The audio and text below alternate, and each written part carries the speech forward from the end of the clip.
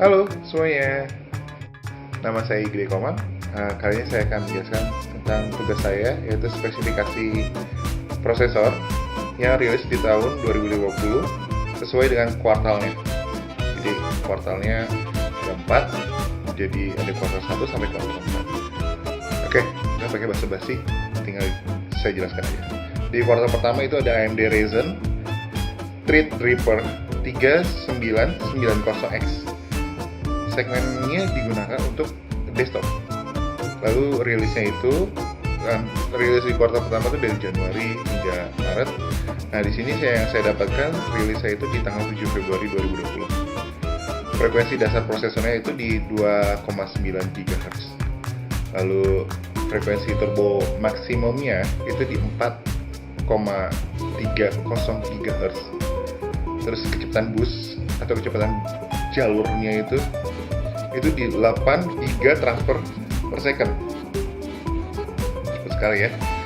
Terus cache yang digunakan atau memori sementaranya itu dibagi 4. Itu ada 8 MB, ada 32 MB, ada 256 MB. Terus PCI Express versionnya itu di 4.0 PCIe. Terus ada di sini saya jelaskan lagi, ada default TDP atau thermal design powernya itu ini gede banget di 280 watt. Terus jenis memorinya itu ada jenis memori yang digunakan itu udah pakai DDR4. Terus jumlah maksimum memorinya itu ada 4 slot yang bisa digunakan. Terus maksimal memory bandwidth-nya itu di 9.37 GB per second. 9.37 GB itu gede banget ya. Terus habis itu di sini ada kecepatan maksimum RAM-nya itu di 3200. Berarti kalau tadi yang kita jelaskan ada maksimum memorinya 4, berarti itu 32 itu bisa dibagi 4 kurang lebih. Jadi 8 kali 4, 32, kurang lebih seperti itu. Lalu ukuran semikonduktornya itu di 7 nanometer. Untuk price harganya sendiri di sini yang saya dapatkan di harga 2020 di 3.989 USD. Lumayan ya, mahal ya. Oke, untuk kuartal kedua dimiliki oleh prosesor Intel Core i3 10100T. Sama, saya jelaskan di sini seluruhnya untuk desktop ya. Dan tahun rilisnya itu sama di 2020, tapi bulannya itu antara April hingga Juni. Lalu di sini frekuensi dasar prosesornya jauh lebih tinggi dibanding AMD Ryzen, di mana frekuensi dasarnya prosesor ini di 3.00 GHz, sedangkan frekuensi maksimal turbonya di bawah AMD Ryzen, yaitu di 3.80 GHz. Sedangkan kecepatan busnya sama, 8 GB transfer per second. Cache memorinya itu karena Intel di sini hanya memiliki satu, yaitu di 6 MB Intel Smart Cache. Jadi cuma hanya satu memori sementaranya gitu.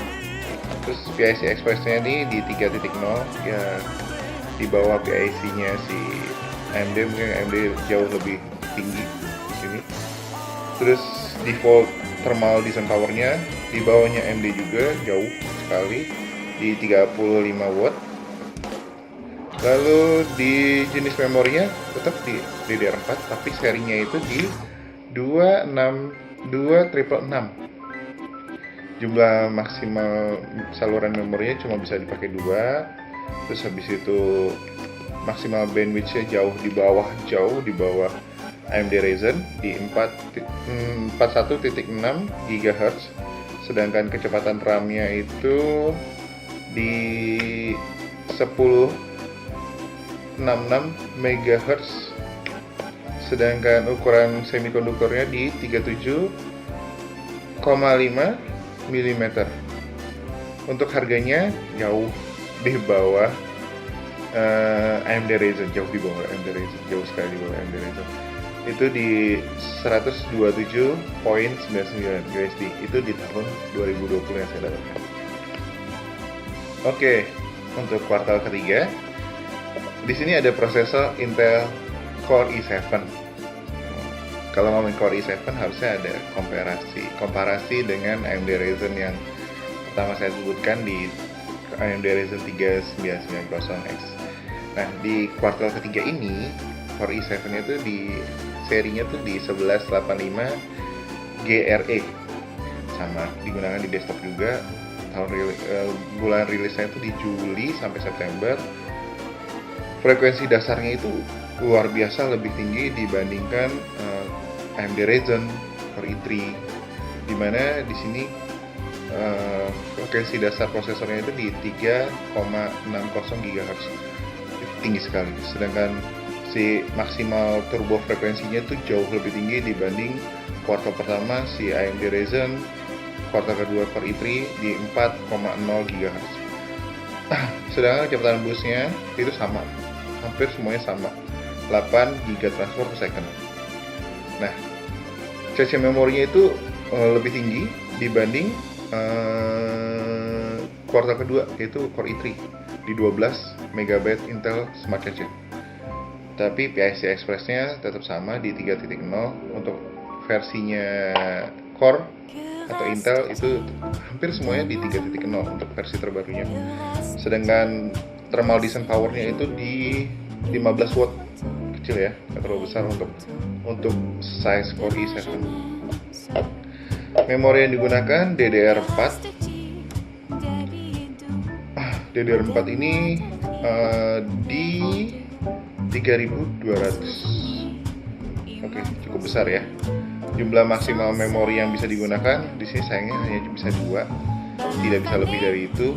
Maksimal memori bandwidth-nya hampir sama seperti Core i3, tapi di bawah AMD Ryzen, yaitu di 4.6 GHz per second.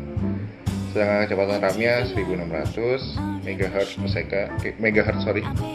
Terus ukuran semikonduktornya sama di 37.5 mm. Terus dengan harganya yang jauh lebih tinggi dibandingkan harga Core i3 di 162.58 USD di tahun 2020. Oke, yang terakhir di kuartal keempat, di sini ada prosesor Intel Core i3 10100F. Hanya beda di hurufnya aja ya, sama kuartal kedua yaitu di 10100T. Tetap sama digunakan untuk desktop. Di sini tahun rilisnya, bulan rilisnya itu di Oktober hingga Desember, di akhir-akhir tahun ya. Di sini untuk frekuensi dasar prosesornya lebih rendah, jauh lebih rendah di seluruhnya. Itu di 180 GHz. Sedangkan maksimalnya itu jauh lebih tinggi dibanding kuartal kedua dan sama seperti kuartal pertama si AMD Ryzen. Sedangkan tetap di bawah Intel Core i7 gitu, atau di kuartal ketiga. Jadi di 430 GHz.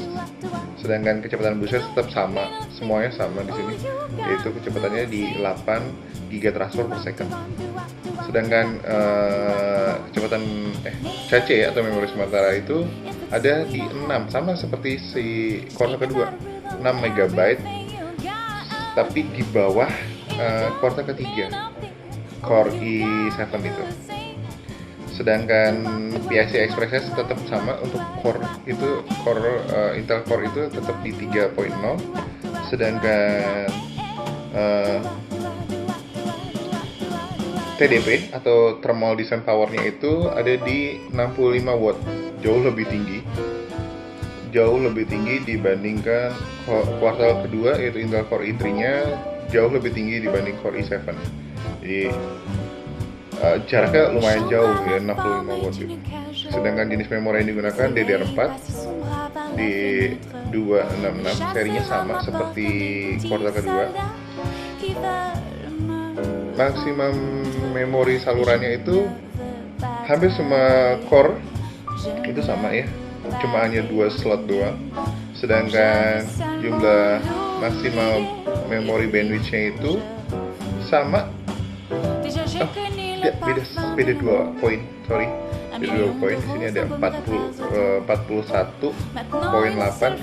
GB per second.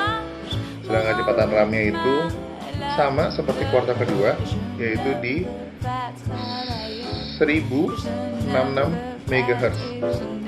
Untuk ukuran semikonduktornya di 42 mm kali 28 mm. Sedangkan harganya itu jauh lebih tinggi dibandingkan kuartal kedua Core i3 yang seharusnya cuma beda sedikit, dan kuartal ketiga si Core i7 di 336,58. Mungkin di tahun Oktober sampai Desember itu sudah mulai ada WFH ya, work from home, terus anak-anak sekolah udah pada di rumahan terus, jadi mau nggak mau peningkatan harganya sangat tajam ya di sini. Oke, dari yang saya jelaskan tadi, perbandingan yang sangat jelas di sini adalah frekuensi dasar prosesor, di mana ketiga kuartal ini perbedaannya sangat berbeda jauh, nggak ada yang sama ya. Sedangkan frekuensi maksimal turbo maksimalnya ada beberapa yang sama seperti AMD Ryzen dengan kuartal keempat, yaitu Core i3 10100F. Sedangkan untuk harga perbandingan di sini semuanya berbeda jauh. Mungkin itu saja dari saya penjelasannya. Terima kasih. Bye.